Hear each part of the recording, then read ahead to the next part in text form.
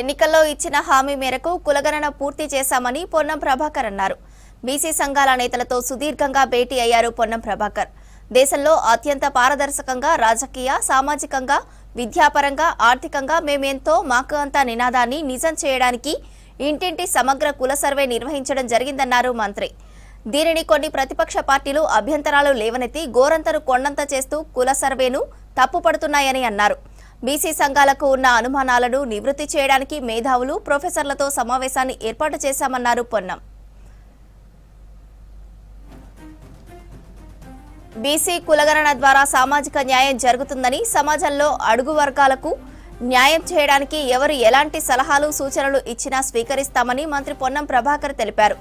రాహుల్ గాంధీ ఆదేశాలకు అనుగుణంగా తెలంగాణ రాష్ట్రంలో కులగణన ద్వారా సామాజిక న్యాయం చేకూరుస్తూ దేశంలోనే మొదటిసారిగా కుల సర్వేను పారదర్శకంగా నిర్వహించిందని తెలిపారు.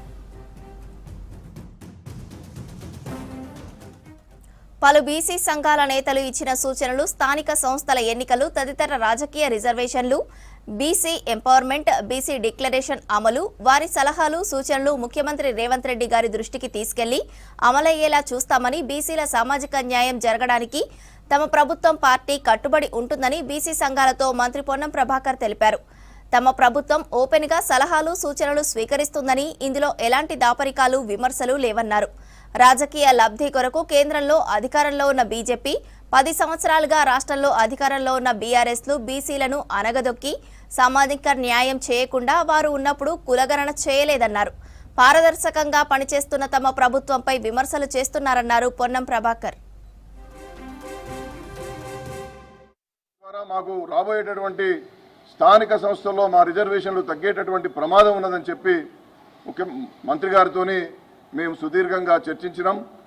దరిమిల మేము ఏదైతే ఎక్కడైతే అపోహలు ఉన్నాయి, ఎక్కడైతే జనాభా తగ్గిందనేటువంటి విషయాన్ని చెప్పారో దాని విషయంలో మీరు ఖచ్చితంగా ఈ 42% స్థానిక సంస్థల్లో బీసీలకు ఎట్లిస్తారో దాన్ని నిలబెట్టుకోవడానికి అన్ని ప్రయత్నాలు చేయాలని చెప్పి, రివ్యూ పిటిషన్ వేయాలని చెప్పి కూడా రాష్ట్ర ప్రభుత్వాన్ని కోరినప్పుడు తప్పనిసరిగా సానుకూలంగా నిర్ణయాలు తీసుకుంటాం.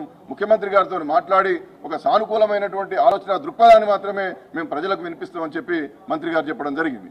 అక్కడక్కడ జరిగినటువంటి పొరపాట్ల మూలంగా, అదేవిధంగా ముఖ్యంగా గ్రేటర్ హైదరాబాద్ లాంటి ప్రాంతంలో చాలామంది కులగణనకు నిరాకరించడం వల్ల రాజకీయ పక్షాలు సహకరించకపోవడం మూలంగా అనుకున్నంత శాతము కులగణన జరగలేదు. దీంతో ఈ కులగణాంకాలు తారుమారైపోయినాయి. కాబట్టి రాష్ట్ర ప్రభుత్వాన్ని మేము విజ్ఞప్తి చేసింది ఏంటంటే, సంపూర్ణంగా కులగణన విజయవంతం కావాలంటే మరొకసారి అవకాశం ఇవ్వాలని మేము మంత్రి గారిని కోరడం జరిగింది.